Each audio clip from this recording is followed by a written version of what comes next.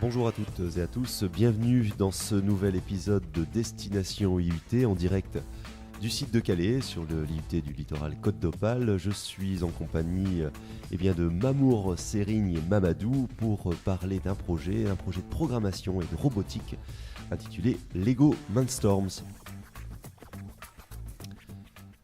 Bonjour Mamour. Bonjour. Bonjour Serigne. Bonjour. Et bonjour Mamadou. Bonjour. Alors vous êtes tous les trois étudiants en DUT GE2I, donc génie électrique informatique industrielle. Exact. Voilà, donc vous êtes en deuxième année. Ouais. Vous êtes presque vieux. Parce que voilà, vous avez fait les 2 ans bien entendu à l'IUT. Ouais, Et aujourd'hui, vous êtes ici pour que l'on parle d'un projet qui vous a pris beaucoup de temps. Ouais, C'est le projet Lego Mindstorm. Est-ce que tu peux nous en parler, nous en dire quelques mots pour nous présenter ce projet à ceux qui ne le connaissent pas? En fait, c'est un projet qui est composé, c'est-à-dire pour sa réalisation est composé de 2 étapes. Premièrement, on doit construire les robots et après on doit faire la programmation. La programmation se fait sous National Instruments. National Instruments. Ouais. Non seulement la construction du robot a pris beaucoup de temps, et après la programmation aussi, c'était pas évident. Voilà. J'entends que ça a l'air compliqué. Hein. On parle de Lego, mais c'est pas le Lego que j'achète pour mes enfants. Hein. On est sur un matériel qui est quand même très évolué.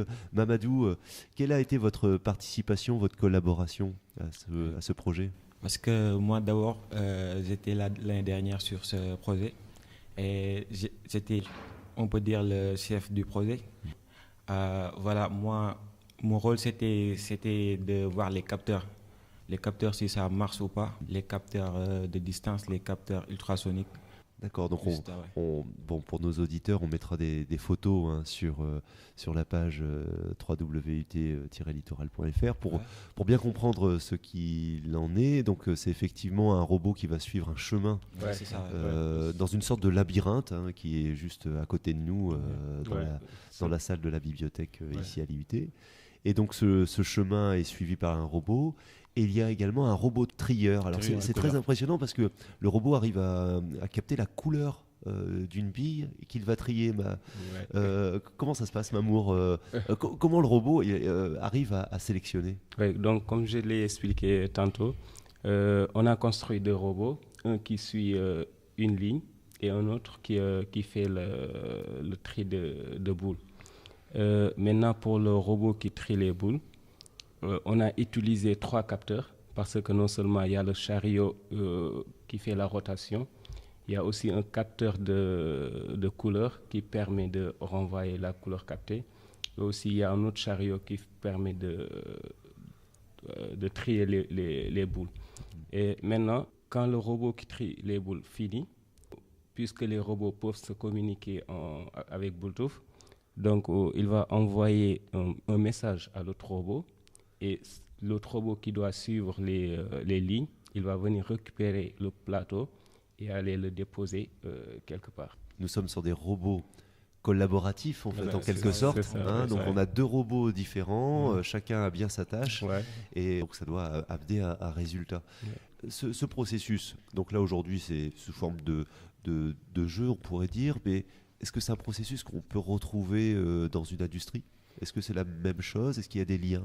Oui, par exemple, dans les industries où on fait, c'est-à-dire on travaille en chaîne, donc il y a des robots, par exemple, s'il y a des pièces à trier, donc je vois bien que c'est une réalisation qui peut se faire sur les industries.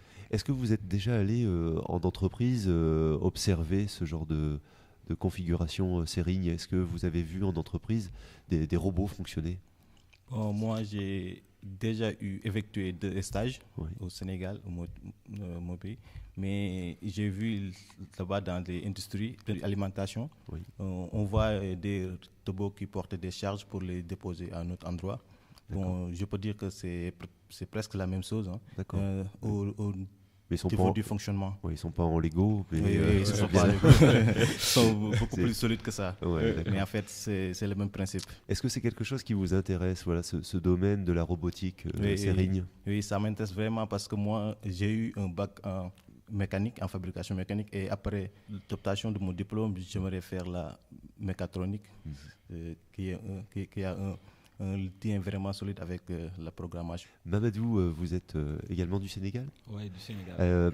Et vous avez fait ce même constat, hein, c'est que ce que vous faites aujourd'hui, ça pourra vous servir un peu plus tard? Oui, un peu plus tard, oui. Parce qu'on peut dire qu'aujourd'hui, presque tout se fait sur l'automatisme et qu'on a constaté que ce qu'on fait là, ça se fait presque partout dans le monde. Et j'ai suivi ça sur des documentaires et tout. Oui. Quelle a été la plus grosse difficulté que vous ayez eu à gérer? Mamour, vous êtes chef de projet, vous avez une vision un peu générale. Quelle est la plus grosse difficulté? D'abord, je voulais même souligner la composition du groupe, parce que si vous voyez bien, Saliou, il a fait un bac T, donc il est doué en construction mécanique et tout ça. Du coup, lors de la réalisation des robots, c'est lui qui participait le plus. Et monsieur Nian aussi, il a beaucoup participé sur les capteurs, parce que des fois, les capteurs sont, par exemple, quand on fait les études, on a fait beaucoup de mesures, et les capteurs ne renvoyaient pas les mêmes valeurs. D'accord. Ouais. Et à chaque test, on prend ces valeurs et on va voir qu'est-ce qu'on peut faire avec. La plus grosse difficulté qu'on a à rencontrer, c'est lors de la programmation du robot, c'est-à-dire le suiveur de ligne. Parce que nous, au début, on avait utilisé un seul capteur, alors que ça ne pouvait pas marcher comme ça. Donc finalement, on a consulté M. Dibois, notre tuteur, et M. Tantillier, qui nous ont remis sur le bon chemin. Vous faites bien de rappeler en fait, que ce projet tutoré est accompagné, est intégré à la formation, on l'a dit, mais est aussi accompagné par vos enseignants, donc M.